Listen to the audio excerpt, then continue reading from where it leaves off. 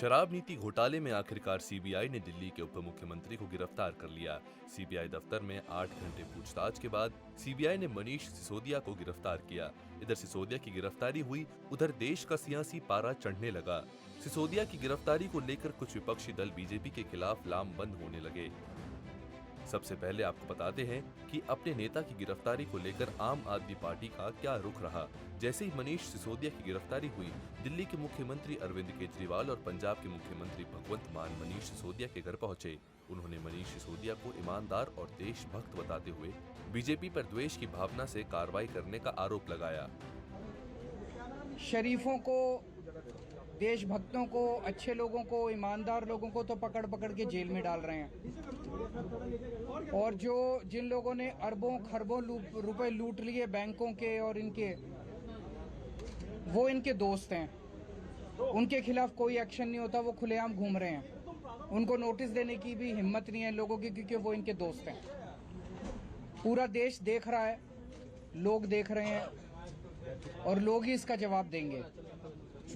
मैं और मान साहब अभी उनकी वाइफ से मिलके आ रहे हैं। उनकी वाइफ को कार्डियोसिस, जिसमें ब्रेन जो है वो धीरे धीरे ब्रेन का कंट्रोल बॉडी के ऊपर खत्म होता जाता है। मनीष के जो बेटे हैं वो अभी बाहर पढ़ रहे हैं, तो उनके घर में अकेली हैं वो, और मनीष जी उनका ख्याल रखा करते थे। पर हमने उनको सांत्वना दी है कि चिंता करने की बात नहीं है, आपके पति बहुत साहसी हैं, देश के लिए लड़ रहे हैं। देश को, पूरे देश को मनीष जी के ऊपर गर्व है, और हम सब एक परिवार की तरह हैं और सब उनका ख्याल रखेंगे। देश के एक क्रांतिकारी शिक्षा मंत्री के तौर पर जाने जाते और आप ही के भाईचारे से एक पत्रकार होते हुए अपना सारा कैरियर छोड़कर आम आदमी पार्टी के फाउंडर मेंबर मनीष सिसोदिया जी को आज इन्होंने एक झूठे केस में गिरफ्तार किया है। मैं कहूँगा ये मनीष सिसोदिया की गिरफ्तारी नहीं है, लाखों बच्चों के भविष्य की और उनकी उच्च शिक्षा की अवमानना है। क्योंकि स्कूलों में अक्सर लिखा रहता है, अगर आप छोटों के लिए स्कूल बना दोगे तो बड़ों के लिए जेल बनाने नहीं पड़ेंगे।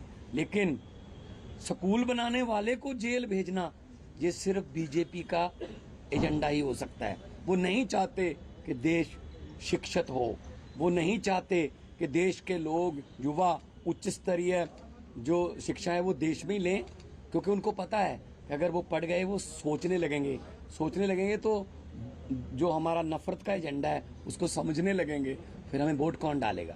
तो इसलिए आज जो मनीष सिसोदिया जी को सीबीआई ने गिरफ्तार किया है झूठे केस में, सख्त शब्दों में निंदा करते हैं हम।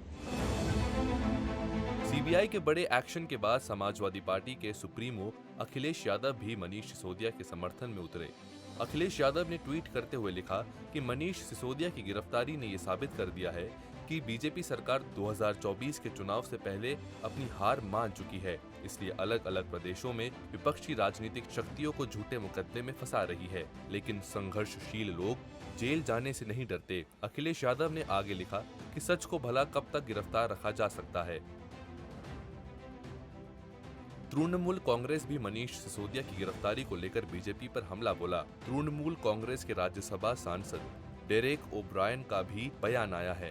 डेरेक ने सिसोदिया को बहादुर बताकर प्रधानमंत्री नरेंद्र मोदी और गृह मंत्री अमित शाह पर इशारों में निशाना साधा।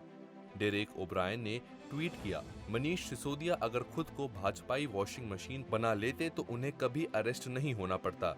बहादुर मनीष। उन्होंने आगे लिखा, सहयोगी शिवसेना, अकाली दल, जेडीयू और अन्य सब ने बीजेपी का साथ छोड़ दिया।